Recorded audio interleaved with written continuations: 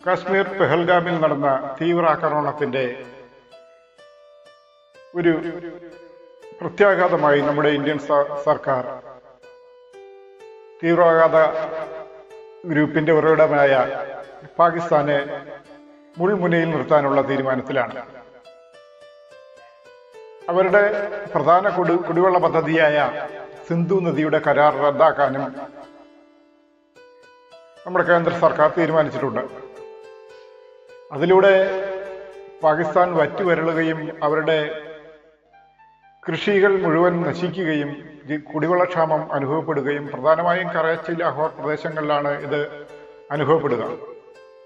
അവരെ അങ്ങനെ ഒരു സർജിക്കൽ സ്ട്രൈക്ക് പോലെ ഒരു വാട്ടർ സ്ട്രൈക്ക് ഉണ്ടാക്കിയെടുക്കാനുള്ള തീരുമാനത്തിലാണ് നമ്മുടെ സർക്കാർ. നമ്മുടെ സർക്കാർ തോക്കുകളോ തീവ്രവാദമോ ഒന്നും ഉപയോഗിക്കുന്നില്ല, ആരെയും കൊല്ലുന്നുമില്ല. എന്നാൽ അവരെ പ്രതിസന്ധിയിലാക്കുകയും ചെയ്യുന്നുണ്ട്. 1960 ലോകബാങ്കിന്റെ സാന്നിധ്യത്തിൽ ജവഹർലാൽ നെഹ്റു ഉൾപ്പെടെയുള്ള നമ്മുടെ സ്വാതന്ത്ര്യ സമര സേനാനികൾ തമ്മിൽ ഉറപ്പിച്ചിട്ടുള്ള ഒരു കരാറാണ് ഈ സിന്ധു നദീതട ജലകരാർ. ഇത്രയും വർഷങ്ങൾക്ക് ശേഷം ഇന്ത്യ സർക്കാർ അത് നിരോധിക്കുന്നതിനുള്ള തീരുമാനത്തിലാണ്. നിരോധിച്ചു എന്ന് തന്നെ വേണമെങ്കിൽ പറയാം. നിസ്സാരമായി ഒരു വാക്കിലൂടെ നോ എന്ന് പറയുമ്പോൾ അത് അവസാനിക്കുന്നതാണോ എന്ന് നമുക്ക് കണ്ടറിയണം. അതുപോലെ ഈ പുൽവാമയിൽ നടന്ന ഭീകരാക്രമണം പോലെ ഒരു തരത്തിലുള്ള ഒരു ഭീകരാക്രമണമാണ് കഴിഞ്ഞ ദിവസം 27ഓളം പേരുടെ മരണത്തിനിടയാക്കിയ പെഹൽഗാം ആക്രമണം. തീവ്രവാദികളാണോ, തീവ്രവാദ സംഘടനകളാണോ, ഇന്ത്യൻ തീവ്രവാദികളാണോ, അതോ ഇനി പാകിസ്ഥാൻ തീവ്രവാദികളാണോ എന്ന് നമ്മുടെ NIA പോലുള്ള അന്വേഷണ ഏജൻസികൾ കണ്ടുപിടിക്കേണ്ടതായിട്ടുണ്ട്. നമ്മുടെ ആർമിയിലും ഒക്കെ മേജറായിരുന്ന ഒരു സിനിമാ സംവിധായകനും നടനും കൂടിയായ മേജർ രവി അദ്ദേഹത്തിന്റെ അനുഭവ സമ്പത്തുകൾ നമ്മളോട് വെളിപ്പെടുത്തുകയുണ്ടായി. അനുഭവ സമ്പത്ത് എന്ന് പറയുമ്പോൾ അദ്ദേഹം മേജർ ആയിരുന്ന കാലത്ത് നടന്ന പല യുദ്ധ സംവിധാനങ്ങളും, അതായത് യുദ്ധം നടക്കാനുള്ള ആ ഒരു സമയത്തെയൊക്കെ അതിജീവിച്ച ഒരു വ്യക്തിയാണ്. അദ്ദേഹത്തിന്റെ സ്വന്തം അനുഭവങ്ങൾക്കപ്പുറം മറ്റൊന്നുണ്ടാവില്ലല്ലോ. അദ്ദേഹം പറഞ്ഞ അനുഭവം നമുക്ക് ഒന്ന് വിശകലനം ചെയ്യാം, അതിന്റെ വീഡിയോ നമുക്ക് കാണുകയും ചെയ്യാം. അതിനു മുൻപായി നമ്മുടെ ഈ പെഹൽഗാം തീവ്രവാദി ആക്രമണത്തിൽ മരണമടഞ്ഞ എല്ലാവർക്കും ആ അനുശോചനം നമ്മൾ രേഖപ്പെടുത്താം, അവർക്ക് ആദരാഞ്ജലികൾ അർപ്പിക്കാം. നമ്മുടെ ഇന്ത്യക്ക് വേണ്ടി രക്തസാക്ഷികൾ ആയ ആ സാധാരണ മനുഷ്യരെ യാതൊരുവിധ ആയുധങ്ങളോ ഒന്നും അവിടെ കൊണ്ടുപോകാതെ, യാതൊരു പ്രകോപനവും ഉണ്ടാക്കാതെ അവിടെ സമാധാനപരമായി അവിടുത്തെ അന്തരീക്ഷം കണ്ട് ആസ്വദിച്ചുകൊണ്ടിരുന്ന ആ ജനങ്ങളെ, ആ ടൂറിസ്റ്റുകളെ, വിനോദസഞ്ചാരികളെ, അവരുടെ വിനോദത്തെ ഒരു നിമിഷം കൊണ്ട് നശിപ്പിച്ച ഈ തീവ്രവാദികൾ ആര് തന്നെയായിരുന്നാലും അവർക്ക് ഒരിക്കലും മാപ്പ് കൊടുക്കാൻ പറ്റാത്ത ഒരു കാര്യമാണ് അവർ ചെയ്തിരിക്കുന്നത്. ആര് തന്നെയായിരുന്നാലും ഈ ഒരു സാഹചര്യത്തിൽ ഇന്നലെ അവരുടെ മൃതദേഹങ്ങൾ ശ്രീനഗറിൽ നിന്ന് പല വിമാനങ്ങളിലായി ഇന്ത്യയുടെ പല ഭാഗത്തുള്ള പല മരണപ്പെട്ട വ്യക്തികളുടെയും മൃതദേഹങ്ങൾ പല സ്ഥലത്തേക്ക് പ്രത്യേക വിമാനമാർഗം എത്തിക്കുകയുണ്ടായി. കേരളത്തിലും എത്തിയിട്ടുണ്ട്. പ്രത്യേക മതാചാര ചടങ്ങുകളും സൈനിക ബഹുമതികളും ഒക്കെ അർപ്പിച്ച് ഇന്ന് തന്നെ മരണാനന്തര ചടങ്ങുകൾ നടക്കും എന്നാണ് അറിയുന്നത്. എന്തായാലും മരണപ്പെട്ട വ്യക്തികൾക്ക് എല്ലാവർക്കും നമ്മൾ ആദരാഞ്ജലികൾ അർപ്പിക്കുന്നു. ഈ മേജർ രവി പറഞ്ഞിരിക്കുന്നത് കഴിഞ്ഞ ദിവസം പെഹൽഗാമിൽ നടന്ന ഭീകരാക്രമണത്തിൽ ഹിന്ദുവാണോ മുസ്ലിമാണോ എന്ന് ചോദിച്ചുകൊണ്ടുള്ള ആ ഒരു ആക്രമണത്തിൽ അവർ അങ്ങനെ ഒരു ആക്രമണം നടത്തിയത് വെറുതെ അല്ല. മനഃപൂർവ്വം അവരത് പ്ലാൻ ചെയ്തത് തന്നെയാണ്. കാരണം ഹിന്ദുക്കളെ തിരിഞ്ഞു പിടിച്ചു കൊന്നു എന്ന പ്രചാരണവും മുസ്ലിങ്ങളാകെ ഹിന്ദുക്കളെ കൊല്ലാൻ നടക്കുന്നവരാണെന്ന ബോധവും ഉണ്ടാക്കിയെടുക്കാൻ തന്നെയാണ് അവരിങ്ങനെ ശ്രമം നടത്തിയത്.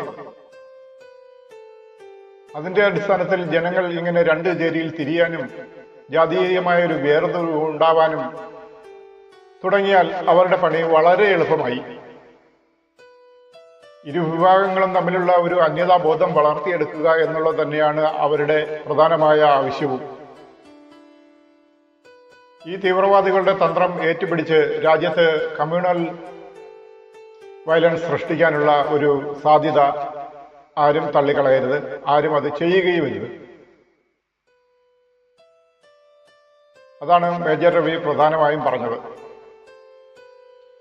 ഭീകരവാദികൾക്ക് ഇന്ത്യൻ മുസ്ലിം, ഇന്ത്യൻ ഹിന്ദു എന്നൊന്നില്ല. അവരുടെ കണ്ണിൽ എല്ലാവരും അവരുടെ ശത്രുക്കളാണ്, ഹിന്ദുസ്ഥാനികളാണ്. അതാദ്യം മനസ്സിലാക്കണം. അവർക്ക് ഇതുവരെ കൊന്നൊടുക്കിയതിൽ ഭൂരിഭാഗവും സാധാരണക്കാരായ ജനങ്ങളെ തന്നെയാണ്. കൊന്നൊടുക്കിയത് ഭൂരിഭാഗവും കാശ്മീരി ജനതകളെ തന്നെയാണ്. ഭൂരിഭാഗവും അവിടുത്തെ മുസ്ലിങ്ങളാണ് അവിടെ കൂടുതൽ തിങ്ങിപ്പാർക്കുന്നത്. അവിടുത്തെ മുസ്ലിങ്ങളാകട്ടെ സൈന്യത്തെ സപ്പോർട്ട് ചെയ്യുന്നവരുമാണ്. പല വിധത്തിലുള്ള ഇന്റലിജൻസ് റിപ്പോർട്ടുകളും പല വിധത്തിലുള്ള ഭീകരവാദികളെ കുറിച്ചുള്ള വിവരങ്ങളും നമ്മുടെ സൈനികർക്ക് കൊടുക്കുന്നതും അവിടുത്തെ ലോക്കൽ നാട്ടുകാർ തന്നെയാണ്. മുൻപ് അങ്ങനെ ആയിരുന്നില്ല. അവർ ഭീകരവാദികളുടെ തങ്ങളുടെ വീടുകളിൽ സംരക്ഷിക്കുമായിരുന്നു. ഇപ്പോൾ അങ്ങനെയല്ല. അവർ സുരക്ഷിതരാണെന്നുള്ള ഒരു ബോധം അവർക്കുണ്ട്. അതുകൊണ്ട് തന്നെ അവർ ഈ തീവ്രവാദികളെ കുറിച്ചുള്ള വിവരങ്ങൾ നമ്മുടെ സൈന്യത്തിന് കൊടുത്തിരുന്നു. അതനുസരിച്ച് സൈന്യങ്ങൾ പല വിധത്തിലുള്ള ആക്രമണങ്ങളെയും ചേർത്ത് നിൽക്കുകയും ചെയ്തു. ഈ പെഹൽഗാം എന്ന് പറയുന്ന സ്ഥലം രാജ്യത്തെ ഏറ്റവും നിർണായകവും വിവിധ സൈനിക സംഘങ്ങളുടെ കേന്ദ്രവുമാണ്. അതായത് വിവിധ സൈനിക ഏജൻസികളുടെ സാന്നിധ്യമുള്ള ഒരു സ്ഥലമാണ് ഈ പെഹൽഗാം എന്ന് പറയുന്നത്. അമർനാഥ് ക്ഷേത്രത്തിലേക്കുള്ള മെയിൻ വഴിയും അതുതന്നെയാണ്. അത്രയേറെ സുരക്ഷിതമുണ്ട് ഈ സ്ഥലത്തിന്. എന്നിട്ടും ഇതെന്തുകൊണ്ട് സംഭവിച്ചു എന്ന് ചോദിച്ചാൽ അതറിയില്ല. കാരണം അവിടെ ചുറ്റും സൈനികരാൽ സംരക്ഷിത മേഖലയാണ്. ആ മേഖലയിലേക്കാണ് ഈ സൈനികർ വന്നതും ആക്രമണം നടത്തി സുരക്ഷിതമായി പോയതും. അപ്പോൾ നമ്മുടെ സർക്കാർ ആരെയാണ് സംരക്ഷിക്കുന്നത്? ഇന്ത്യൻ ജനങ്ങളെയോ പാക് ഭീകരരെയോ? സുരക്ഷിതമായി തന്നെ അവർ അവരുടെ ഒളിത്താവളങ്ങളിലേക്ക് മടങ്ങുകയാണ് ചെയ്തത്. ആരെയും പോലീസിനോ പട്ടാളത്തിനോ ഒന്നും കീഴ്പ്പെടുത്താനായില്ല. അവിടുത്തെ ഒരു ലോക്കൽ ചെറുപ്പക്കാരൻ മാത്രം ഭീകരവാദികളുടെ കയ്യിൽ നിന്നും തോക്ക് പിടിച്ചു വാങ്ങി വെടിയേറ്റ് മരിക്കുകയാണ് ഉണ്ടായത്. അതിലും ഒരു മുസ്ലിം ചെറുപ്പക്കാരൻ തന്നെയാണ് മരണപ്പെട്ടത്. ഇത് ദീർഘകാലം അവിടെ സേവനമനുഷ്ഠിച്ച മേജർ രവി തന്നെയാണ് ഈ വാക്കുകൾ പറഞ്ഞത്. അദ്ദേഹത്തിന്റെ വാക്കുകളിലേക്ക് നമുക്കൊന്ന് പോകാം. ശ്രീ മേജർ രവി നമ്മോടൊപ്പം ചേരുന്നു. പലതരത്തിലുള്ള മിലിറ്റൻസിയും ടെററിസവും ഒക്കെ കണ്ടിട്ടുണ്ട് ഈ ശ്രീനഗറും അതുപോലെ തന്നെ വാലിയും എല്ലാം. അങ്ങ് ഒരുപാട് കാലം അവിടെ സേവനമനുഷ്ഠിച്ചിരുന്ന ഒരു വ്യക്തി കൂടിയാണ്. അപ്പോൾ ഇപ്പോഴത്തെ ഒരു ആക്രമണത്തിൻ്റെ ഒരു സ്വഭാവം അല്ലെങ്കിൽ അതിൻ്റെ ഒരു രീതി, അതുമാത്രമല്ല ഒരു പുതിയ ഓർഗനൈസേഷൻ, നേരത്തെ കുറച്ച് വർഷങ്ങളായിട്ടുള്ളതാണ്, ആ പുതിയൊരു ഓർഗനൈസേഷൻ്റെ പേരിൽ നടക്കുന്നു. എങ്ങനെ കാണുന്നു ഈ ഒരു അറ്റാക്കിൻ്റെ സ്വഭാവത്തെ? ഇതൊരു സ്ട്രാറ്റജിക്കൽ വാല്യൂ കൂടുതൽ കിട്ടാൻ വേണ്ടി ചെയ്തിട്ടുള്ളൊരു എന്ന് പറഞ്ഞാൽ ഒരടിയിൽ അതിൻ്റെ അലകൾ പല സ്ഥലത്തും പൊട്ടിപ്പുറപ്പെടാൻ സാധ്യത ഉള്ള ഒരു അതായിരുന്നു ജാതി ചോദിച്ചിട്ടുള്ള കൊലപാതകം നമ്പർ 1 അവിടെയുള്ളത്. രണ്ടാമത്തത് എന്തുകൊണ്ട് പുൽവാമ എന്നുള്ള ആ ഒരു സ്ഥലത്ത് എന്തുകൊണ്ട്, സോൻമർഗിൽ എന്തുകൊണ്ടുണ്ടായില്ല, അല്ല ഞാൻ ചോദിക്കുന്നത് സോൻമർഗിൽ എന്തുകൊണ്ട് ഈ ഒരു അറ്റാക്ക് ഉണ്ടായില്ല? അവിടെയുണ്ട് ഇഷ്ടംപോലെ ടൂറിസ്റ്റുകൾ. ഗുൽമർഗിൽ എന്തുകൊണ്ടുണ്ടായില്ല? എന്തുകൊണ്ട് പെഹൽഗാം എന്നുള്ളൊരു ചോദ്യം നിങ്ങൾ ചോദിക്കുക. അതിന് ആദ്യമേ ഞാൻ ഉത്തരം പറയാം. ദാറ്റ് ഈസ് മറ്റതാണെങ്കിൽ ഒരു ടൂറിസ്റ്റുകളുടെ മേലുള്ളൊരു അറ്റാക്കായിട്ട് അതങ്ങ് മാറിയിട്ട് അതൊരു 4 ദിവസം കഴിഞ്ഞ് ആൾക്കാർ മറന്നിട്ടങ്ങ് പോകുമായിരിക്കും. ഇതിപ്പോൾ എന്താണെന്ന് വെച്ചാൽ ഈ പേൽഗാം എന്ന് പറയുന്നത് ഇതാണ് അമർനാഥിലേക്കുള്ള ഈസിയസ്റ്റ് റൂട്ടും ഏറ്റവും അധികം ട്രാഫിക്ക് പോകുന്നതും ആളുകൾ നടന്നു പോകുന്നത് ഈ റൂട്ടിൽ കൂടെയാണ്. അപ്പോൾ ഇവിടെ പേൽഗാമിൽ നിങ്ങൾ അങ്ങനെ ഒരു ടെററൈസ് ചെയ്തിട്ട് ഇതൊരു ടെററൈസ്ഡ് ബേസ്ഡ് സ്ഥലമാണ്, ഇവിടെ ടെറർ നടക്കും എന്നുള്ളൊരു വിശ്വാസം ജനങ്ങൾക്ക് കൊടുത്തു കഴിഞ്ഞാൽ അമർനാഥ് യാത്രക്കാരെ പോലും അവർക്ക് കുറയ്ക്കാൻ പറ്റും. അങ്ങനെ കുറച്ച് കഴിഞ്ഞാൽ എന്താണ്, ഇതെല്ലാം എയിം ചെയ്യുന്നത് എന്തിനാണ്? 370 ആർട്ടിക്കിൾ അബോളിഷ് ചെയ്തതിന് ശേഷം അവിടുത്തെ ജനങ്ങളുടെ ആ ഒരു സന്തോഷവും അവരുടെ പ്രോസ്പെരിറ്റിയും കാശ്മീരിൻ്റെ വളർച്ചയും എല്ലാം കൂടെ കാണുമ്പോൾ ഇവരെ കൊണ്ട് അത് സഹിക്കാൻ പറ്റുന്നില്ല. അത് ഒന്നുകിൽ ഇത് വെറും പാകിസ്ഥാൻ്റെ മാത്രം ഒരു ആവശ്യമല്ല, അത് പാകിസ്ഥാനിൻ്റെ ആവശ്യമാണെങ്കിൽ അത് അവരൊരിക്കലും വന്ന് ഹിന്ദു ആരാണ് ക്രിസ്ത്യൻ, അവരെ സംബന്ധിച്ചിടത്തോളം എല്ലാം ഇവിടുത്തെ ഹിന്ദുവും ക്രിസ്ത്യാനിയും മുസ്ലിം എല്ലാം ഇന്ത്യക്കാരാണ്. ആരെ കൊന്നു കഴിഞ്ഞാലും ഞാൻ കീർച്ചക്രയിൽ പറഞ്ഞിരിക്കുന്ന ആ ഡയലോഗ് തന്നെയാണ്. അവരുടെ മനസ്സിനകത്ത് ഇന്ത്യക്കാരെന്ന് പറഞ്ഞാൽ എല്ലാവരും ഉണ്ട്. അതിലത്തെ മുസ്ലിംസിനോട് പോലും അവർക്ക് സഹതാപമില്ല. അങ്ങനെ വല്ലവരും വിചാരിക്കുന്നുണ്ടെങ്കിൽ അത് തെറ്റിദ്ധാരണയാണ്. അപ്പോൾ അവിടെ വന്നിട്ട് എന്തിനാണ് നീ ഹിന്ദു ആരെന്ന് ചോദിച്ചുകൊണ്ട്, ഇത് പണ്ടൊക്കെ നടന്നിരുന്നു ഈ ചോദ്യം ചോദിക്കും. കാരണം വെച്ചാൽ അന്ന് അവിടുത്തെ കശ്മീരി മുസ്ലിംസ് ഓടിപ്പോയിക്കൊണ്ടിരുന്ന പല സുഹൃത്തുക്കളായിട്ടുള്ള കശ്മീരി പണ്ഡിറ്റുകൾക്കും അഭയം കൊടുത്ത് അവരുടെ വീടുകളിൽ താമസിപ്പിച്ചിട്ടുണ്ട്. അങ്ങനെ താമസിപ്പിച്ച സമയത്ത് ഈ മിലിറ്റൻസ് അവരെയൊക്കെ തേടി പിടിക്കാൻ വേണ്ടിയിട്ട് ചോദിക്കുമായിരുന്നു, ചെക്ക് ചെയ്യുമായിരുന്നു. അവരുടെ ജനറ്റിക്സ് അത് നോക്കിക്കൊണ്ട് ഇവരെ ചെക്ക് ചെയ്തിട്ടൊക്കെ വെടിവെച്ച് കൊന്നിട്ടുള്ള ചരിത്രമുണ്ട്. അതിനുശേഷം ഈ പണ്ഡിറ്റെല്ലാം അവിടെ നിന്ന് പോയതിനു ശേഷം പിന്നെ അവരതൊന്നും ആ ചോദ്യമില്ല, ആരെ കിട്ടിയാലും വെടിവെച്ചില്ല. അപ്പോൾ ടെററൈസ് ചെയ്യുക, അത് മുസ്ലിംസിനെ തന്നെ എത്ര അവിടെ നോക്കിക്കഴിഞ്ഞാൽ ഹിന്ദുക്കളേക്കാൾ കൂടുതൽ കൊല്ലപ്പെട്ടിരിക്കുന്ന മുസ്ലിംസാണ് കാശ്മീരിൽ. അപ്പോൾ ഈ പേൽഗാമിനകത്ത് ഇപ്പോൾ ചെയ്തിരിക്കുന്നത് ഇത് നമ്മൾ വിചാരിക്കുന്ന പോലുള്ളൊരു ചെറിയൊരു വെറും ഒരു അറ്റാക്ക് ആയിട്ട് ഞാൻ കണക്കാക്കില്ല. കാരണം പുൽവാമയിൽ 40 ചില്ലാനം പട്ടാളക്കാർ മരിച്ച സമയത്ത് അത് അത്രയും വലിയൊരു സംഭവമായിട്ട് മാറി. ഒറ്റയടിക്ക് 40 ചില്ലാനം പട്ടാളക്കാരെ CRPF വരെ ബ്ലാസ്റ്റ് ചെയ്ത് കൊന്നുകളഞ്ഞു. ഇത് 10-30 സിവിലിയൻസ്, പട്ടാളമായിട്ടോ അല്ലെങ്കിൽ രാജ്യത്തിൻ്റെ സുരക്ഷയുമായിട്ടോ യാതൊരു ബന്ധവുമില്ലാതെ മിലിറ്റൻസിന് ഒരു കാരണവശാലും ഒരു ത്രെട്ടുമല്ലാത്ത, ഇപ്പോൾ CRPF അല്ലെങ്കിൽ ആർമിക്കാരാണ് ത്രെട്ടുണ്ട്, അവരെ കൊല്ലുന്നു, ആംബുഷ് ചെയ്യുന്നു എന്നൊക്കെ പറയുന്നത്. ഇത് ഒരു ത്രെട്ടും ഇല്ലാതെ അവിടെ വന്ന് ആഘോഷിച്ച് തിരിച്ചു പോരാൻ, ഒരാഴ്ച കൊണ്ട് കാശ്മീർ കണ്ടിട്ട് തിരിച്ചു പോരാൻ വന്നിരിക്കുന്ന നിഷ്കളങ്കരായ നിസ്സഹായരായ ആളുകളുടെ മേൽ അറ്റാക്ക് ചെയ്തിരിക്കുന്ന ഈ ഭീരുക്കളായിട്ടുള്ള മിലിറ്റൻസിനോട് എന്ത് പറയാൻ? അപ്പം അവരത് അതിൻ്റെ ഒരു പ്രത്യേക അജണ്ടയാണ് എനിക്ക് കാണുന്നതിൽ. There is a long term planning to do something against India എന്നുള്ളതിന് ഇപ്പോൾ വന്നുകൊണ്ട്. പക്ഷെ കുറേ കാലമായിട്ട് എന്താണ്, പാകിസ്ഥാൻ്റെ എക്കണോമി വാസ് വെരി ബാഡ്. അതുകൊണ്ട് പാകിസ്ഥാനിൽ നിന്ന് വലിയ അറ്റാക്കുകളൊന്നും വരുന്നില്ലായിരുന്നു. കാരണം ഇതിന് ഫണ്ട് ചെയ്യണമെങ്കിൽ ആംസ് വേണം, വെപ്പൺസ് വേണം, ഇതെല്ലാം വേണം. ഇതൊന്നും കിട്ടാത്തത് കൊണ്ട് മിലിറ്റൻസി വളരെയധികം കുറഞ്ഞു. പിന്നെ നമ്മുടെ ഈ 370 പോയതുകൊണ്ട് എന്തായി, ലോക്കൽസ് അടക്കം നമ്മുടെ മിലിറ്ററി പേഴ്സൺസിനെ സപ്പോർട്ട് ചെയ്യാൻ തുടങ്ങി, ഇൻഫർമേഷൻ കൊണ്ടുവന്ന് കൊടുക്കാൻ തുടങ്ങി, ഇൻ്റലിജൻസ് കിട്ടാൻ തുടങ്ങി. അപ്പോൾ എന്തായി, ഇവന്മാരുടെ മൂവ്മെൻറ്റ്സ് ഭയങ്കരമായിട്ട് റെസ്ട്രിക്റ്റ് ചെയ്തു. മറ്റതിന് മുന്നെന്താണെന്ന് വെച്ചാൽ ഇവർ വരുന്ന സമയത്ത് നമുക്ക് പലപ്പോഴും ഇൻഫർമേഷൻ കിട്ടില്ല, അവരെ ലോക്കൽസ് ഒളിച്ചു വയ്ക്കുമായിരുന്നു. പക്ഷെ ഇപ്പം അങ്ങനെയില്ല. അപ്പം ആ ലോക്കൽസ് തന്നെ നമ്മുടെ ഗവൺമെൻറ് അടുത്ത് വന്ന് പറഞ്ഞു, സാർ ഇന്ന സ്ഥലത്ത് തന്നെ എൻ്റെ മൂവ്മെൻറ്റ് കണ്ടിട്ടുണ്ട്, അവനിവിടെ കാണാത്തതാണ് എന്ന് പറഞ്ഞ് നമ്മുടെ സെക്യൂരിറ്റി ഫോഴ്സിനെ ഫുള്ളായിട്ട് സപ്പോർട്ട് ചെയ്യുന്ന ഒരു കാശ്മീരി ജനതയാണ് ഇപ്പോൾ ഉള്ളത്. അപ്പോൾ ഈ അറ്റാക്ക് പോലും അവർക്കൊരു ഷോക്കാണ്. എന്നാൽ അവിടെ എൻ്റെ കൂടെ പട്ടാളത്തിലുണ്ടായിരുന്ന ഒരു ഹോൾദാറുണ്ട്, അവൻ രാത്രി വിളിച്ചിരുന്നു, സാബ് ഈ സബ് ബർബാദ് കല്യാന്ന്. എന്തായിരുന്നു അവൻ്റെ വേർഡ്, തകടം മറിച്ച് കളഞ്ഞ സ്ഥലം, ഞങ്ങളൊക്കെ ഞെട്ടിയിട്ടിരിക്കുക. അവൻ്റെ ശബ്ദത്തിൽ ആ സങ്കടം കാണാനുണ്ട്. അവൻ അവിടുത്തെ ഒരു മുസ്ലിമാണ്. ഇപ്പം നമ്മൾ സിനിമയ്ക്കൊക്കെ പോയി കഴിഞ്ഞാൽ പ്രൊഡക്ഷനും കാര്യങ്ങളൊക്കെ ഹെൽപ്പ് ചെയ്യുന്ന വ്യക്തിയാണ്. അവനെ ഞാനാണ് ഈ പ്രൊഡക്ഷനിലേക്ക് ആക്കിയത്. രാത്രി വിളിച്ചിട്ട് ഇതാണ് പറഞ്ഞത്, സാർ എന്നിട്ട് അതിൻ്റെ കൂട്ടത്തിൽ ഹിന്ദു ആരെന്ന് ചോദിച്ചുകൊണ്ട് അതാണ് അവൻ പറഞ്ഞത്, ബർബാദ് കർദിയ സാർ എന്ന് പറഞ്ഞാൽ അവർക്ക് പേടിയായി. ഇനി ഇതിൻ്റെ മുകളിലൊരു ഹിന്ദു മുസ്ലിം റൈറ്റ് ഉണ്ടാവുമോ എന്നുള്ളത്. ഞാൻ അങ്ങോട്ട് അതാണ് ചോദിക്കാൻ വന്നത്. അതായത് താങ്കളൊരു 2 കാര്യം പറഞ്ഞു. ഒന്ന്, ഇത് വളരെ സ്ട്രാറ്റജിക് ആയിട്ട് നടത്തിയുള്ള ഒരു അറ്റാക്കാണ്. രണ്ടാമത്, ഇതിനൊരു ലോങ് ടേം പ്ലാൻ ഉണ്ട് എന്ന് പറഞ്ഞു. അതായത് ഒരു സാധാരണ ഇന്ത്യയോടുള്ള ദേഷ്യം തീർക്കുകയോ അല്ലെങ്കിൽ ആ വിരോധം മുതലെടുത്തുകൊണ്ട് ആളുകളെ കൊല്ലുക എന്നുള്ളതിനപ്പുറത്തേക്ക് ഇതിൻ്റെ ഒരു അലയൊലികൾ ഭാവിയിൽ നിലനിൽക്കണം. അതൊരു നമ്മുടെ എല്ലാം ജീവിതത്തിലേക്ക് ഒരു ലാൻഡ് മൈൻ ഇട്ട് വയ്ക്കുകയാണ്. നിങ്ങൾ ഭാവിയിൽ പൊട്ടിത്തെറിക്കാൻ സാധ്യതയുള്ളൊരു, എങ്ങനെയാണ് ആ ഒരു സാഹചര്യത്തെ കാണുന്നത്, എങ്ങനെയാണ് അതിനെ വിലയിരുത്തുന്നത്? ആ സാഹചര്യത്തെയാണ് ഞാനത് എൻ്റെ മനസ്സിൽ നിന്ന് ഉദിച്ചിട്ടുള്ളതായിട്ടുള്ളൊരു അനലൈസേഷൻ. ഒരു അറ്റാക്ക് നടക്കുക അല്ലെങ്കിൽ എന്തെങ്കിലും നടന്നു കഴിഞ്ഞാൽ നമ്മുടെ പ്രൊഫഷണൽ ക്വാളിഫിക്കേഷൻ വെച്ചിട്ട് നമ്മളൊന്ന് അനലൈസ് ചെയ്യും, എന്താണത്. അപ്പോൾ ഓരോന്നെടുത്ത് ഇങ്ങനെ നോക്കുന്ന സമയത്ത് ജാതി ചോദിച്ചിരിക്കുന്നു. പിന്നെ അവർ അതുപോലെ തന്നെ പുരുഷന്മാരെല്ലാം പാൻറ് ഊരി നോക്കിയിരിക്കുന്നു. ഇതെന്ത് പ്രവണതയാണെന്നുള്ളത് മനസ്സിലായി. അപ്പോഴാണ് അതിനെ നോക്കുമ്പോൾ നേരത്തെ പറഞ്ഞ പോലെ ഇതിൻ്റെ അലയൊലികൾ വെറും കാശ്മീരിലല്ല, ഫുൾ ഇന്ത്യയിൽ അടിക്കത്തക്ക രീതിയിലാണ് ആ ബോംബ് അവിടെ കുഴിച്ചിട്ടത്. ഏത് ഈ ജാതി ചോദിക്കുന്നൊരു സംഭവം. ഇത് സാധാരണക്കാരായിട്ട് വലിയ നോളജ് ഇല്ലാത്ത ആളുകൾ നോർമലായിട്ടുള്ള ഇങ്ങനെ ന്യൂസ് കേൾക്കുകയാണ്. അവിടെ ടെററിസ്റ്റുകൾ വന്നിട്ട് ഹിന്ദുക്കളാണോ എന്ന് ചോദിച്ച് കൺഫേം ചെയ്തിട്ട് ഇവിടെ വെച്ച് കൊന്നു എന്ന് പറയുമ്പോൾ ഇവിടെ ഇരിക്കുന്നവൻ്റെ മനസ്സിലെന്താണ് ചോദിക്കുന്നത്? അധികം വിദ്യാഭ്യാസമൊന്നും ഇല്ലാതെ, അധികം ടി വിയും കാര്യങ്ങളൊന്നുമില്ല, ഈ കാണുന്നൊരു ന്യൂസ് മാത്രം കൊന്നു. അവൻ്റെ മനസ്സിനകത്ത് എന്താ കയറുന്നത്? ഓ, മുസ്ലിംസ് തുടങ്ങിയിരിക്കുന്നു. ഇതെല്ലാം ഉണ്ടാവും. ഈ മിസ്അണ്ടർസ്റ്റാൻഡിംഗ് ആണ് അവരുണ്ടാക്കാൻ ശ്രമിച്ചിരിക്കുന്നത്. അതിൽ അവർ പരാജയപ്പെടണം എന്നുള്ളത് കൊണ്ടാണ് ഞാനത് ലൗഡായിട്ട് പറഞ്ഞിരിക്കുന്നത്. ഈവൻ നാഷണൽ മീഡിയയിലടക്കം ഞാൻ പറഞ്ഞിട്ടുണ്ട്, എന്തോ ആയിക്കോട്ടെ അവരുടെ ഇൻറ്റൻഷൻ ഇതുണ്ട്. ഈ അലയടിച്ചു കഴിഞ്ഞാൽ ഇതൊക്കെ ബാധിക്കുന്നത് നമ്മുടെ സെൻട്രൽ ഗവൺമെൻറ് ഭരിക്കുന്ന ഗവൺമെൻറ്റിനാണ്.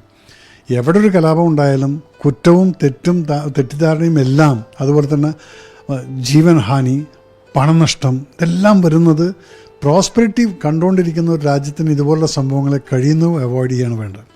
അവിടെയാണ് പറയുന്നത് അമേരിക്കക്കാർ ചെയ്യുന്നൊരു സിസ്റ്റമുണ്ട്. അവരുടെ നാഷണൽ പെർ ക്യാപിറ്റ അവരുടെ ചിലവ് കാണിക്കുന്നതിൽ 20% അവർ ഡിഫൻസിന് വേണ്ടി മാറ്റിവെക്കുന്നത്.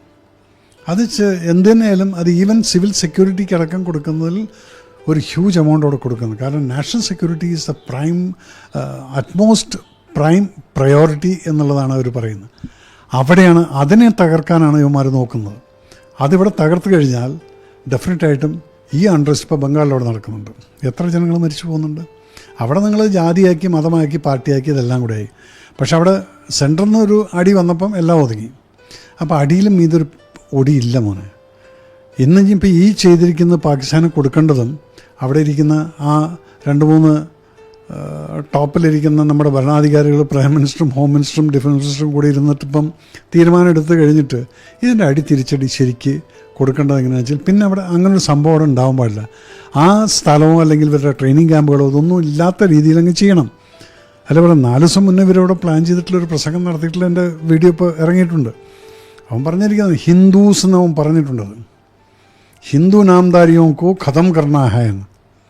എങ്ങനെയാണ് ഈ ഒരു സംഭവം അജണ്ടയിൽ വരുന്നത്, ഒരു ടെററിസ്റ്റ് ബ്ലോക്കിൽ വരുന്നത്? അല്ലെങ്കിൽ ഇന്ത്യയിൽ എങ്ങനെയാണ് അവർക്കത് ചിന്തിക്കാൻ പറ്റുന്നത്? 140 കോടി ഉണ്ടെങ്കിൽ 120 കോടി ഉണ്ടെങ്കിൽ ഹിന്ദുക്കളല്ലേ? അപ്പോൾ എന്താണ് ഈ ഒരു സംസാരത്തിൻ്റെ അർത്ഥം? കൺഫ്യൂസ്, ക്രിയേറ്റ് പ്രോബ്ലംസ്, മനുഷ്യൻ്റെ മനസ്സിനകത്ത് വിഷം കുത്തി നിറയ്ക്കുക, എന്നിട്ട് അവർ തമ്മിൽ അടിക്കട്ടെ, അടിച്ചു കഴിഞ്ഞാൽ നമുക്ക് ഈ ബോർഡറിൽ വലിയ അടിക്കേണ്ട ആവശ്യം വരില്ല എന്നുള്ളതാണ് ഇവരുടെ അജണ്ട. അതാ പറഞ്ഞത്, it's A long term planning. ഒരു ന്യൂക്ലിയർ വാർ അല്ലെങ്കിൽ നോർമൽ വാർ എന്നൊക്കെ പറയുന്നതിനുള്ളൊരു പ്രിപ്പറേഷൻ എന്ന് പറഞ്ഞത് അതിനുകൊണ്ടൊരു പ്രിപ്പറേഷൻ, അതുപോലൊരു പ്രിപ്പറേഷനാണ് അവന്മാർ ചെയ്യുന്നത്. ഇപ്പം അതിൽ അവർ നമ്മളെ പേടിപ്പിക്കാൻ വേണ്ടി ചെയ്തിട്ടുള്ള ഈ ഒരു പ്രവൃത്തിനെ നമ്മൾ പേടിക്കല്ല വേണ്ടത്, അവരോട് തിരിച്ച് കാണിച്ചു കൊടുക്കണം. യെസ്, ഞങ്ങൾ ഉണർന്നിരിക്കുന്നു, ഞങ്ങൾ ഉറങ്ങിക്കിടക്കുകയായിരുന്നു, നിങ്ങളുടെ ഇൻറ്റൻഷൻ എനിക്ക് മനസ്സിലായില്ല, ഞങ്ങളിവിടെ ചെറിയ ജാതി മതവും തല്ലും വഴക്കൊക്കെ ആയിട്ട് ഇങ്ങനെ പോയിക്കൊണ്ടിരുന്നു, ഇപ്പം നിങ്ങൾ ഞങ്ങളെ പറഞ്ഞ് മനസ്സിലാക്കി, we are all one Indians.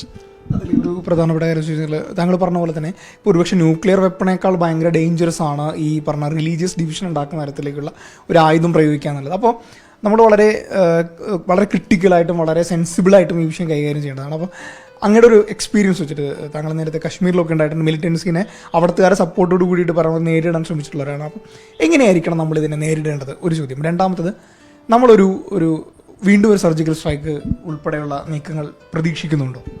100%. Surgical strike എന്ന് പറഞ്ഞാൽ അത് എൻ്റേതായിട്ടുള്ളൊരു മൈൻഡ് സെറ്റ് എന്നൊക്കെ പറയുന്നത്, അവൻ്റെ അടുത്ത് ഞാൻ പോയിട്ട് വേദോദാനൊന്നും പോവില്ല. I am not a Gandhian and I don't believe in Gandhism. നിങ്ങൾ എന്നെ അറ്റാക്ക് ചെയ്തു, എൻ്റെ മക്കളെ, നിസ്സാരമായിട്ടുള്ള പിള്ളേരെ, എൻ്റെ മക്കളെന്ന് പറഞ്ഞാൽ ഞാൻ പ്രൈം മിനിസ്റ്ററുടെ പോയിന്റ് ഓഫ് വ്യൂ പറയണം. എൻ്റെ മക്കളെന്ന് എല്ലാ ജനങ്ങളും അവർ മക്കളെ പോലെയാണ്. അപ്പം നമ്മുടെ കുട്ടികളെ ആരെങ്കിലും വന്നിട്ട് ആക്രമിച്ചു കഴിഞ്ഞ് അവർ നിസ്സാരമായിട്ട് അവരിൽ കത്തിയില്ല, ഒരു നഖം പോലും ഇല്ലാത്തവരെ വന്ന് നീ വെറുതെ വന്നിട്ടങ്ങ് കൊന്നിട്ടങ്ങ് പോയി കഴിഞ്ഞാൽ പിന്നെ നിന്നെ ജീവിക്കാൻ വിട്ടു കഴിഞ്ഞാൽ ഞാൻ ജീവിച്ചിരുന്ന കാര്യമില്ല. ഇതാണ് ഓരോ ഇന്ത്യൻ്റെയും മനസ്സിനകത്ത് ഇപ്പോൾ വരേണ്ടത്. ബിക്കോസ് ഇതിനകത്ത് ഡിപ്ലോമാറ്റിക്കൽ ടോക്സോ ഇതിൻ്റെ ഒന്നും ഒരു കാര്യമില്ല. ഇത് തന്നെയാണ് ഗാസയിലും നടന്നത്. വെറുതെ ഇരുന്നിരുന്ന അവിടെ ഇസ്രായേലിൽ പോയിട്ട് പെട്ടെന്നൊരു ദിവസത്തിലങ്ങ് ആക്രമണം നടത്തുക, അത് തന്നെയാണ് അതേപോലൊരു സിറ്റുവേഷനാണ് ഇവിടെ നടന്നിരിക്കുന്നത്. അപ്പോൾ അവർ ചെയ്ത പോലെ നമ്മൾ ഒന്നടങ്കം പോയിട്ട് പാകിസ്ഥാനെ ആക്രമിക്കുക എന്നുള്ളത് ഉണ്ടാവില്ല. കാരണം India doesn't believe in destroying our self, നമ്മുടെ എക്കണോമീനെ ഒരു യുദ്ധം കൊണ്ട് നശിപ്പിക്കാൻ ഇന്ത്യ ഇന്ന് പ്ലാൻ ചെയ്യില്ല. അതിൻ്റെ ഒരു ഡിപ്ലോമാറ്റിക്കൽ മൂവ്മെൻറ്റ്സ്. പക്ഷേ നിനക്ക് ഉത്തരം തരേണ്ടത് ഞങ്ങൾ തരും. ആ തരേണ്ടത് എങ്ങനെയായിരിക്കും? അത് ഈ പറഞ്ഞ പോലെ തന്നെ നിങ്ങൾ കേൾവിയുള്ള ആ സർജിക്കൽ സ്ട്രൈക്ക് പോലുള്ള സ്ട്രൈക്കുകൾ ഒന്നിപ്പം ബാലാക്കോട്ടിലുണ്ടായി. അത് ചിലപ്പോൾ ഇപ്രാവശ്യം ഒരു 10 ആവാം. അങ്ങനെയങ്ങ് പോട്ടെ. കാരണം ഇതിന് മറുപടി കൊടുത്തേ വരും. ലോകരാഷ്ട്രങ്ങൾ മുഴുവൻ നമ്മളെ വിളിച്ചിട്ട്, നമ്മുടെ പ്രൈം മിനിസ്റ്ററെ വിളിച്ചിട്ട് സപ്പോർട്ട് ചെയ്തിരിക്കുകയാണ്. കാരണം അവർക്കൊന്നും ആർക്കും ഇത് സഹിക്കാൻ പറ്റാത്തതാണ്. മാത്രമല്ല ഈ ഡിവിഷൻ, റിലീജിയസ് ഡിവിഷൻ ഉണ്ട്, അതിനെങ്ങനെ നമ്മൾ മറികടക്കണം? അതാണ് ഞാനിപ്പോൾ ഈ പറയുന്നത്. ഇത് അവർ പേടിപ്പിക്കാൻ വേണ്ടി ചെയ്തെങ്കിൽ ഇത് നമുക്കൊരു ഉണർവായിട്ടാണ് നമ്മൾ കണക്കാക്കേണ്ടത്. ഉണർത്തി, നിങ്ങൾ ഇതാണോ ഞങ്ങളുടെ ഉള്ളിൽ വിദ്വേഷം ഉണ്ടാക്കിക്കൊണ്ട് നിങ്ങൾ ഈ രാജ്യത്തിൻ്റെ സമാധാനം തകർത്തുകൊണ്ട് എക്കണോമിയെ തകർക്കാനുള്ള പ്ലാനാണ് അല്ലേ എന്നുള്ള പാഠം നമ്മൾ ഈ ഒരു അറ്റാക്കിൽ നിന്ന് പഠിക്കണം. കാരണം അവർ ആ ജാതി ചോദിച്ചതിൽ നിന്ന് ഒന്ന് മനസ്സിലാക്കണം, ഇവിടെ നിങ്ങളെ തമ്മിൽ അടുപ്പിക്കാൻ വേണ്ടിയിട്ടാണ്. അപ്പം നമ്മൾ ഒരു പ്രശ്നമില്ലാത്ത നമ്മൾ എന്തിനാണ് ഇതുപോലുള്ള വല്ലവൻ്റെയും വാക്ക് കേട്ടുകൊണ്ട് ഇവിടെ അടിയും പിടിയും നടത്തുന്നത്? നീ അമ്പലത്തിൽ പോകുന്നെങ്കിൽ പോ, നീ പള്ളിയിൽ പോകുന്നെങ്കിൽ പോ. ആരെങ്കിലും ഇവിടെ നിർത്തുന്നുണ്ടോ? ഇവിടെ യാതൊരു മനസ്സമാധാനം കുറവില്ലല്ലോ. അപ്പോൾ അവിടേക്ക് ഇതുപോലുള്ളത് വരുന്ന സമയത്ത് നമ്മൾ ജനങ്ങളെ പറഞ്ഞ് മനസ്സിലാക്കണം. രാഷ്ട്രീയപരമായിട്ടല്ല, നമ്മൾ പേഴ്സണലായിട്ട് നമുക്ക് മനസ്സിലാക്കണം, നമ്മൾ തന്നെ അനലൈസ് ചെയ്യണം. അതുപോലെ തന്നെ ഇവിടെ പലരും വന്നിട്ട് പല രാഷ്ട്രീയ പാർട്ടികളും അവരുടെ വോട്ടിന് വേണ്ടിയിട്ട് പലരും പ്രീണിപ്പിക്കലുണ്ട്. അതിലൊന്നും നമ്മൾ പെടരുത്. നമ്മൾ ഇനിയും മനുഷ്യത്വം മനസ്സിലാക്കിക്കൊണ്ട് ജാതി മതത്തിനപ്പുറത്ത് മനുഷ്യത്വം ഉണ്ടെന്ന് വിചാരിക്കേണ്ട സമയം കഴിഞ്ഞിരിക്കുന്നു. അത് ഇനിയും മനസ്സിലാക്കിയാൽ നമ്മുടെ കുട്ടികളെ, വിദ്യാഭ്യാസമില്ലാത്ത കുറേ കുട്ടികളുണ്ട്, വെറുതെ താരാപര നടക്കുന്ന മൊബൈലിൽ കണ്ട് ട്രോൾ പഠിച്ചുകൊണ്ടിരിക്കുന്ന ഇവരൊക്കെ നമ്മൾ എഡ്യൂക്കേറ്റ് ചെയ്യേണ്ട സമയമായിരിക്കുന്നു. അല്ലെങ്കിൽ രാഷ്ട്രം വിൽ ഗോ ടു എ 6. അതുണ്ടാവില്ല ഏതായാലും. കാരണം അത്രയും ശക്തമായിട്ടുള്ളൊരു ഗവൺമെൻറ് അവിടെ ഉള്ളതുകൊണ്ട് അങ്ങനെ വരില്ലെങ്കിലും നമ്മൾ ജനങ്ങളോട് ഇത് പറഞ്ഞ് മനസ്സിലാക്കേണ്ട സമയമായിരിക്കുന്നു. നിങ്ങളെപ്പോലുള്ള channels, you got to create some kind of an awareness like this. നിങ്ങളെല്ലാം കൊമേഴ്ഷ്യലാക്കാതെ ഒരു 5 മിനിറ്റ് ദൂരമൊക്കെ ചെയ്യേ. അതിർത്തിയിൽ നിന്നും, അതായത് പാക് ഇന്ത്യ അതിർത്തിയിൽ നിന്നും 200 കിലോമീറ്ററോളം ഉള്ളിലേക്ക് കയറി വന്ന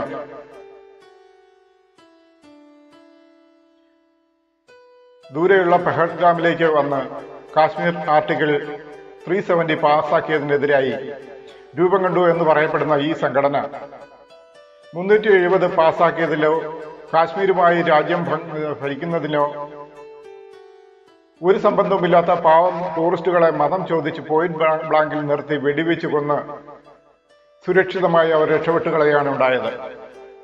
ഇത് ആരുടെ പിടിപ്പുകേടാണ്? ആരുടെ വിജയമാണ്?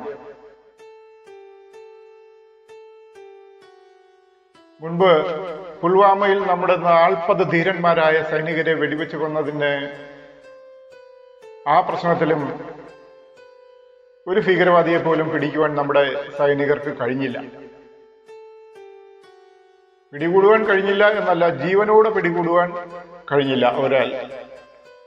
ഇങ്ങനെയാണെങ്കിൽ നമ്മുടെ സർക്കാർ ആർക്കാണ് സുരക്ഷിതത്വം നൽകുന്നത്? സൈനികർക്കോ അതോ ഭീകരവാദികൾക്കോ? ഇങ്ങനെയുള്ള ഓരോ ഭീകരവാദവും നമുക്ക് രാഷ്ട്രീയ ലാഭം ഉണ്ടാക്കാനുള്ള തന്ത്രമായി മാത്രം കാണാതെ മനുഷ്യരുടെ ജീവനും സ്വത്തിനും വില കൊടുക്കുകയാണ് നമ്മുടെ സർക്കാർ ചെയ്യേണ്ടത്. അവരെ സംരക്ഷിക്കുകയാണ് ചെയ്യേണ്ടത്. ഒരു സൈഡിൽ ബാങ്ക് വിളിച്ച് നിരപരാധികളെ കൊല്ലുന്നു, മറു സൈഡിൽ ജയ ശ്രീരാം വിളിച്ച് നിരപരാധികളെ കൊല്ലുന്നു. രണ്ടും മതതീവ്രവാദം തന്നെയാണ്. ഈ കഴിഞ്ഞുപോയ സംഭവങ്ങളിലൊന്നും തന്നെ മതങ്ങൾ ആരും നോക്കരുത്. തീവ്രവാദം ആര് ചെയ്താലും അവരെ സംരക്ഷിക്കുകയും അരുത്, വെറുതെ വിടുകയും അരുത്. അവരെ തീർച്ചയായും അവർക്ക് വേണ്ട ശിക്ഷ കൊടുക്കുക തന്നെ വേണം. നമ്മുടെ നരേന്ദ്രമോദി സർക്കാർ നിലവിൽ വന്നതിന് ശേഷം ഈ കാശ്മീർ പ്രദേശങ്ങളിൽ നടന്ന സൈനിക ആക്രമണം അല്ലെങ്കിൽ ഭീകരവാദ ആക്രമണങ്ങളെ കുറിച്ച് നമുക്കൊന്ന് വിലയിരുത്തി നോക്കാം. 2014 ഉറി ആക്രമണം ഉണ്ടായി. ഡിസംബർ 5-ാം തീയതിയാണ്. 11 പേരാണ് നമ്മുടെ സൈനികർ കൊല്ലപ്പെട്ടത്. 2016 പുൽവാമ ആക്രമണം. 2016 പട്ടാൻകോട്ട് വ്യോമസേന താവളം ആക്രമണം. ജനുവരി 2-നാണ് 7 പേർ കൊല്ലപ്പെട്ടു. വീണ്ടും 2016 ഒരു ഉറി ആക്രമണം കൂടി നടക്കുകയുണ്ടായി. സെപ്റ്റംബർ 18 19 പേരാണ് അന്ന് കൊല്ലപ്പെട്ടത്. 2017 അമർനാഥ് തീർത്ഥാടകർക്ക് നേരെ ആക്രമണം ഉണ്ടായി. ജൂലൈ 10 7 പേരാണ് കൊല്ലപ്പെട്ടത്. 2024 റിയാസി തീർത്ഥാടക ആക്രമണം ജൂൺ 9 10 പേർ കൊല്ലപ്പെട്ടു. 2025 പഹൽഗാം ആക്രമണം ഏപ്രിൽ 22 മരണസംഖ്യ 28 പേർ. ഇനിയും ഉയരാൻ സാധ്യതയുള്ളതായി പറയുന്നുണ്ട്. നിരവധി പേർക്ക് പരിക്കേറ്റിട്ടുണ്ട്. ഇതെല്ലാം തന്നെയാണ് നമ്മുടെ സർക്കാരിന്റെ നേട്ടങ്ങൾ. ഇതിൽ പ്രധാനമായും ഇന്ത്യയുടെ സൈനിക രഹസ്യങ്ങൾ മുഴുവൻ പാകിസ്ഥാനിന് ചോർത്തി കൊടുക്കുന്ന ചില വിഭാഗങ്ങളും ഉണ്ടായിട്ടുണ്ട്. പാകിസ്ഥാന് ചോർത്തി കൊടുക്കുക എന്ന് പറയുമ്പോൾ ഈ സൈനിക രഹസ്യങ്ങളെല്ലാം അറിയുന്നവർ തന്നെയായിരിക്കണം കൃത്യമായും പാകിസ്ഥാന് ചോർത്തി കൊടുത്തിട്ടുള്ളത്. അങ്ങനെ ചോർത്തി കൊടുത്തിട്ടുള്ളവരിൽ ചിലരുടെ ലിസ്റ്റുകളും നമുക്കൊന്ന് പരിശോധിച്ച് നോക്കാം.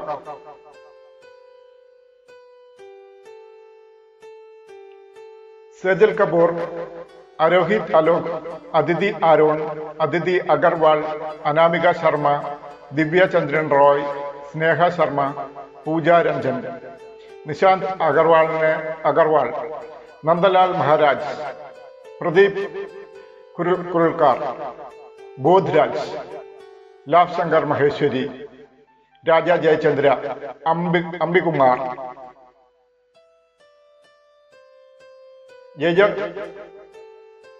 ജയജറോ സന്ധ്യ, രാജമോഹൻ സിംഗ്, ഗാനോജി, സീതേന്ദ്ര ശിവാൾ, പ്രവീൺ മിശ്ര, അഭിഷേക് ശോഭനൻ, ദീപക് പി, ശ്രീനീഷ്, കുമാർ വികാസ്. ഇവരിൽ പലരും നമ്മുടെ നേതാക്കൾ തന്നെയാണ്. മറ്റുള്ള തീവ്രവാദ സംഘടനയിലെ നേതാക്കൾ തന്നെയാണ്. ഇനിയും ലിസ്റ്റുകളുണ്ട് പുറത്തു വരാനായി. ഇവരെല്ലാം നമ്മുടെ സർക്കാർ തന്നെ പുറത്തുവിട്ട ലിസ്റ്റുകൾ തന്നെയാണ്. NIA പിടികൂടിയിട്ടുള്ളതുമാണ്. ഇവരെല്ലാം മുഖ്യധാര രഹസ്യ സ്വഭാവമുള്ള വകുപ്പുകൾ കൈകാര്യം ചെയ്തിട്ടുള്ളവരുമാണ്. ഇവർ പണത്തിന് വേണ്ടിയാകാം ഇങ്ങനെ ഒരു ഒറ്റിക്കൊടുപ്പ് നടത്തിയത്. എന്തായിരുന്നാലും ഇവരിലാരും മുസ്ലിങ്ങൾ ഉൾപ്പെടുന്നില്ല എന്നുള്ളത് സത്യമാണ്. ഇങ്ങനെ ഒരു ഭീകരാക്രമണം ഈ പെഹൽഗാമിൽ നടത്തിയതുകൊണ്ട്, ജാതി ചോദിച്ച് നടത്തിയതുകൊണ്ട് ആർക്കാണിതിൽ പ്രയോജനം? ഏത് മതത്തിനാണ് പ്രയോജനം? നമ്മുടെ ഇന്ത്യയിൽ എന്ന് നമുക്ക് നിസ്സാരമായി മനസ്സിലാക്കാവുന്നതേയുള്ളൂ. ഇന്ത്യയിൽ ആർക്കാണ് പ്രയോജനം? ഈ ഒരു ആക്രമണം മുതലെടുത്തുകൊണ്ട് നമ്മുടെ ഇന്ത്യയിൽ മതപരമായ വേർതിരിവുണ്ടാക്കാനും പലരെയും ആക്രമിക്കാനും പലതരത്തിലുള്ള കുറ്റാരോപണങ്ങൾ ആക്രമിക്കാനും ഒക്കെ ഒരു ലൈസൻസ് ആവുകയാണ് ഇതിന്റെ പ്രയോജനം ഉൾക്കൊള്ളുന്ന ചില കക്ഷികൾക്ക്. ഇങ്ങനെയൊരു ആക്രമണം കൊണ്ട് തീർച്ചയായും ഒരു ഇസ്ലാം മതത്തിനൊരു പ്രയോജനവും ഉണ്ടാകുമെന്ന് എനിക്ക് തോന്നുന്നില്ല. ഇസ്ലാം മതത്തിന് മാത്രമല്ല, മതത്തിൽ പ്രവർത്തിക്കുന്ന ഇസ്ലാം ജനതയ്ക്ക് ഒരു പ്രയോജനം ഉണ്ടാകുമെന്ന് എനിക്ക് തോന്നുന്നില്ല. ഇതിൽ പ്രയോജനം ഉണ്ടാകുന്നത് ഇനി നമുക്ക് കണ്ടറിയാം. ആരൊക്കെ ഇതിന്റെ പ്രയോജനം ഏറ്റെടുക്കുന്നു എന്നും ആർക്കാണ് ഉണ്ടാകുന്നതെന്ന് ഇനി നമുക്ക് കണ്ടറിയാം. അപ്പോൾ ഇന്ത്യ പല വിധത്തിലുള്ള ഉപരോധങ്ങളും പാകിസ്ഥാനുമായി ഏർപ്പെടുത്തുന്നുണ്ട്. ഇന്ത്യക്ക് സപ്പോർട്ടായി പല രാജ്യത്തിലെ നേതാക്കന്മാരും സപ്പോർട്ട് പ്രഖ്യാപിച്ചിട്ടുണ്ട്. ട്രംപ് കൂടെ നിൽക്കാമെന്ന് പറഞ്ഞിട്ടുണ്ട് ഭീകരവാദത്തിനെതിരെ. എന്തായാലും ഭീകരവാദം ഇന്ത്യയിൽ നിന്ന് തുടച്ചു മാറ്റേണ്ടത് അത്യാവശ്യം തന്നെയാണ്. തുടച്ചു മാറ്റിയില്ലെങ്കിൽ ഇങ്ങനെയുള്ള പല വിധത്തിലുള്ള മതപരമായ വേർതിരിവുകളും ഇന്ത്യക്കകത്തുണ്ടാവും. അതിൽ മുതലെടുക്കാൻ ചില കക്ഷികൾ തക്കാൻ പാർത്തിരിപ്പുണ്ട്. രണ്ട് മുട്ടനാടുകളെ തമ്മിൽ ഇടിപ്പിച്ചിട്ട് കുറുക്കനെ പോലെ ശാന്തമായി നിന്ന് ചോര കുടിക്കുന്ന ചില വിഭാഗങ്ങൾ നമ്മുടെ ഇന്ത്യയിൽ വളർന്നു വരുന്നുണ്ട്. അവർക്ക് ഇത് തീർച്ചയായും ഉപകാരപ്പെടുക തന്നെ ചെയ്യും. ഈ ഒരു ഭീകരാക്രമണം അവർക്കാണ് ഉപകാരപ്പെടുന്നത്. ഇപ്പോൾ അങ്ങനെയുള്ള ഉപരോധങ്ങൾ ഏർപ്പെടുന്ന ചില നടപടികളിലേക്കാണ് സർക്കാർ നീങ്ങിയിരിക്കുന്നത്. ഇത് പാകിസ്ഥാനിലെ നിരപരാധികളായ ജനങ്ങളെയാണ് ഇത് ബാധിക്കുന്നത്. വരൾച്ച, അവരുടെ കൃഷി നശിക്കൽ, പ്രധാനമായും ഗോതമ്പ്, ബാർലി, കരിമ്പ് ഇവയൊക്കെയാണ് അവരുടെ കൃഷിയിൽ. ഈ കൃഷികൾ മുഴുവൻ നശിക്കും എന്നുള്ളത് സത്യം തന്നെയാണ്. ഈ നദികൾ, ഈ കിഴക്കോട്ടൊഴുകുന്ന നദികൾ 3 ഇന്ത്യയും പടിഞ്ഞാറോട്ടൊഴുകുന്ന 3 നദികൾ പാകിസ്ഥാനുമാണ് കൈകാര്യം ചെയ്യുന്നത്. അവരുടെ ഉടമസ്ഥാവകാശമല്ല, ജലത്തിന്റെ അവകാശം അവർക്കാണ് 70%.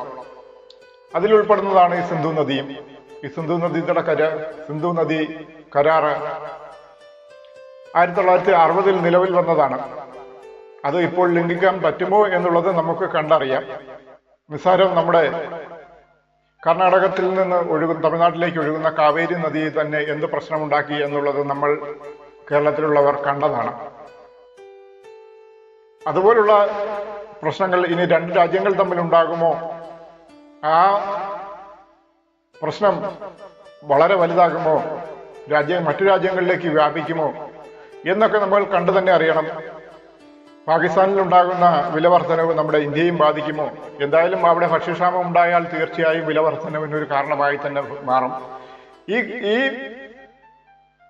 ക്രൈസിസ് നമ്മുടെ ഇന്ത്യയും ബാധിക്കുമോ എന്ന് നമുക്ക് കണ്ടറിയണം. നിസ്സാരം ഒരു സ്ഥലത്തെ മാത്രമായിരിക്കില്ല ഒരു ക്രൈസിസ് വന്നാൽ ബാധിക്കുക, ലോകം മുഴുവൻ ബാധിക്കാനുള്ള ഒരു സാധ്യതയാണുള്ളത്. ഇതുവരെ അങ്ങനെയാണ് കണ്ടുവരുന്നത്. പല സാമ്പത്തിക വിദഗ്ധരും അതിനെക്കുറിച്ച് പഠിച്ചിട്ടുള്ളതാണ്.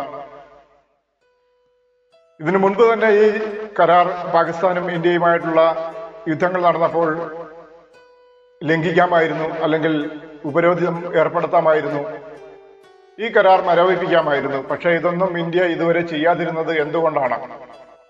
അത് പാകിസ്ഥാൻ ജനത മനസ്സിലാക്കേണ്ടതാണ്. പാകിസ്ഥാനിലെ നിരപരാധികളായ ജനങ്ങൾക്ക് പാകിസ്ഥാൻ സർക്കാർ മറുപടി കൊടുക്കേണ്ടി വരും.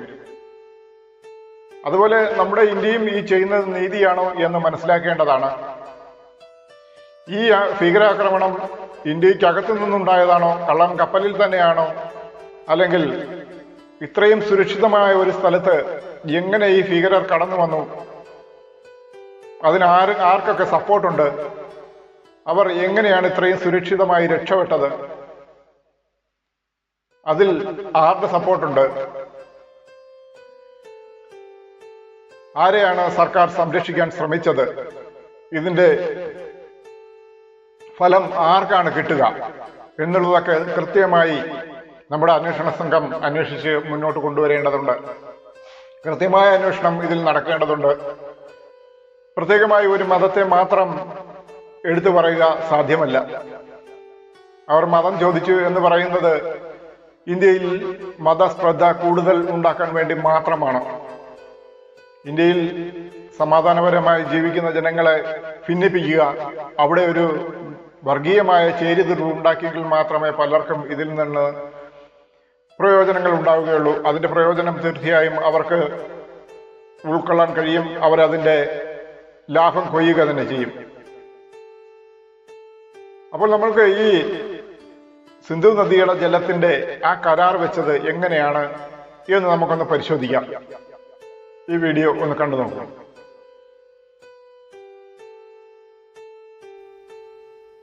പാകിസ്ഥാനുമായി യുദ്ധമുണ്ടായപ്പോൾ പോലും സ്വീകരിക്കാത്ത കർശന നടപടിയാണ് സിന്ധു നദീജല കരാറിന്റെ കാര്യത്തിൽ ഇന്ത്യ സ്വീകരിച്ചത്. കരാർ മരവിപ്പിച്ചത് കടുത്ത വരൾച്ചയിലേക്കും ഭക്ഷ്യക്ഷാമത്തിലേക്കും വരെ പാകിസ്ഥാനെ തള്ളിവിട്ടേക്കും. ഇതിന് ജനങ്ങളോട് പാക് സർക്കാർ മറുപടി പറയേണ്ടി വരും. സ്വാതന്ത്ര്യാനന്തരം തുടങ്ങിയതാണ് സിന്ധു നദീജല തർക്കം. പലതവണ ചർച്ച നടത്തിയ ശേഷം 1960 സെപ്റ്റംബർ 19 ലോകബാങ്ക് മധ്യസ്ഥതയിൽ ഇന്ത്യയും പാകിസ്ഥാനും ഉടമ്പടിയിൽ ഒപ്പുവെച്ചു. സിന്ധു നദിയുടെ ഭാഗമായ കിഴക്കോട്ടൊഴുകുന്ന ബിയാസ്, രവി, സത്ലജ് നദികളുടെ നിയന്ത്രണം ഇന്ത്യക്കും പടിഞ്ഞാറേക്ക് ഒഴുകുന്ന സിന്ധു, ചെനാബ്, ഝലം നദികളുടെ നിയന്ത്രണം പാകിസ്ഥാനും എന്നതായിരുന്നു ഉടമ്പടി. പാകിസ്ഥാന് 99 ബില്യൺ ക്യൂബിക് മീറ്റർ വെള്ളവും ഇന്ത്യക്ക് 41 ബില്യൺ ക്യൂബിക് മീറ്റർ വെള്ളവുമാണ് ലഭിച്ചിരുന്നത്. പാകിസ്ഥാന്റെ പ്രധാന ജലസ്രോതസ്സായിരുന്നു ഈ 3 നദികൾ. 68% പേരും ജലസേചനത്തിനും കാർഷിക ആവശ്യങ്ങൾക്കും ഉപയോഗിച്ചിരുന്നതും ഈ വെള്ളം തന്നെ. ഉടമ്പടി മരവിപ്പിക്കുന്നത് പാകിസ്ഥാന്റെ കാർഷിക മേഖലയെ വലിയ രീതിയിൽ ബാധിക്കുമെന്നുറപ്പ്. വിളവെടുപ്പ് കുറയുമ്പോൾ സ്വാഭാവികമായും ഭക്ഷ്യക്ഷാമം ഉണ്ടാകും. കടുത്ത സാമ്പത്തിക പ്രതിസന്ധി നേരിടുന്ന പാകിസ്ഥാന് കാർഷിക മേഖലയിലെ തിരിച്ചടി ഇരട്ടി പ്രഹരമാകും. ജനങ്ങൾ പട്ടിണിയിലാവുമ്പോൾ മറുപടി പറയേണ്ടി വരിക ആ രാജ്യത്തെ ഭരണകൂടമാണ്. എത്ര ഇന്ത്യ വിരുദ്ധ വികാരം ആളിക്കത്തിക്കാൻ ശ്രമിച്ചാലും പരിധി വിട്ടാൽ ജനവികാരം സർക്കാരിനെതിരാവും. അതുകൊണ്ട് തന്നെയാണ് ഇന്ത്യയുടെ നീക്കം യഥാർത്ഥ സർജിക്കൽ സ്ട്രൈക്ക് ആയി മാറുന്നത്. മനോരമ ന്യൂസ്, ഡൽഹി.